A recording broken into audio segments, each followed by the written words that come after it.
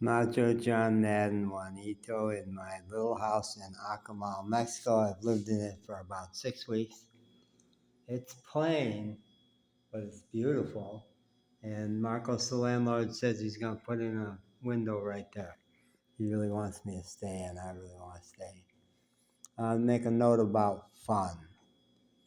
When my son was little, maybe 3, one of his very favorite words was fun. Fun, he'd say, fun. I would like to think he got that especially from me. God knows he would have gotten it more from me than from his mom, who was pretty depressive.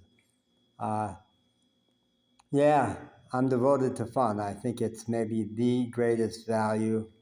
It's what God wants from us, is to be happy children. It's what Mexican parents want from their kids, is for them to be happy. American parents have lots of expectations of their kids, achievement, making them look good, keeping up with the neighbor kids. My mom wanted me to be a doctor. I think in the Irish Catholic race back then, the Irish had suffered so much in Ireland and in the US that they didn't expect life to be happy. Happiness was too high a bar, but achievement. Go to college, get a degree, do something good.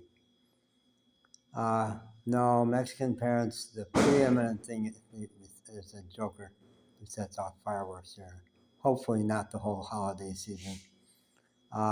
If he was shooting up things that would go pretty in the sky, that'd be great. But he's into loud noises. Yeah, they want their kids to be happy. I've heard so many Mexican parents say that. Isn't he happy? Oh, they get happy when the children are happy. And the children in Mexico are extraordinarily happy for so many reasons that I detail elsewhere. So I love playing the fool, love goofing around. I love to make people laugh.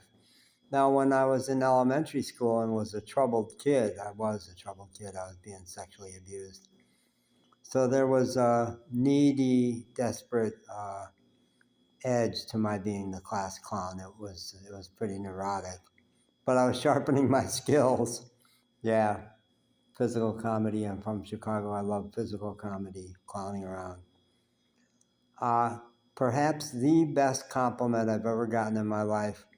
I was in a 56-day training program of Gestalt methods for organization development, people who worked in corporations.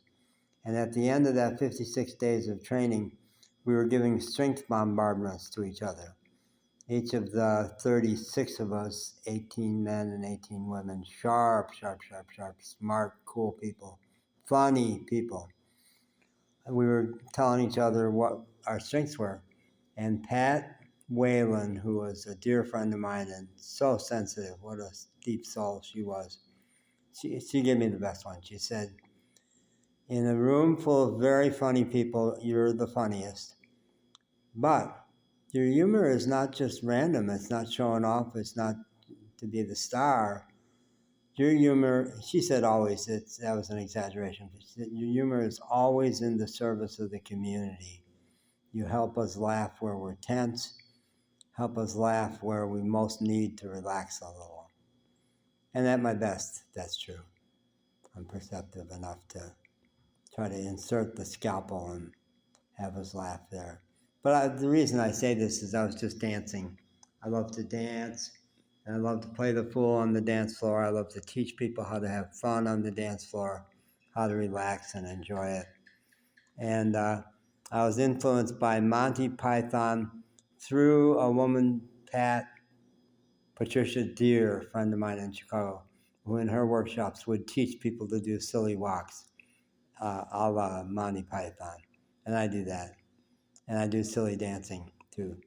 One night on the dance floor, my girlfriend and I went out. It was an earth dance. It was an outdoor dance with a DJ.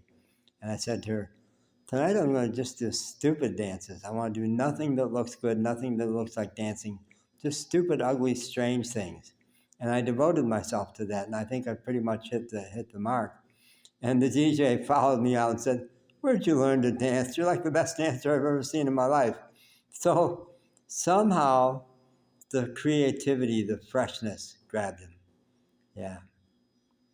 So play, be little children. And there's a place for being an adult too. I've talked a lot lately about Sri Chinmoy, who had us being little children at the feet of God. And when I got my divorce, I said, that was great. It got me through the last terrible years of our marriage. But I think let's make it more complicated. I think I'm just going to be fucked up for a while. And I was, and it was so good for me. Yeah. I, uh, ah, ba, ba, ba, ba, ba, ba, ba. That's enough, John. Shut up, John.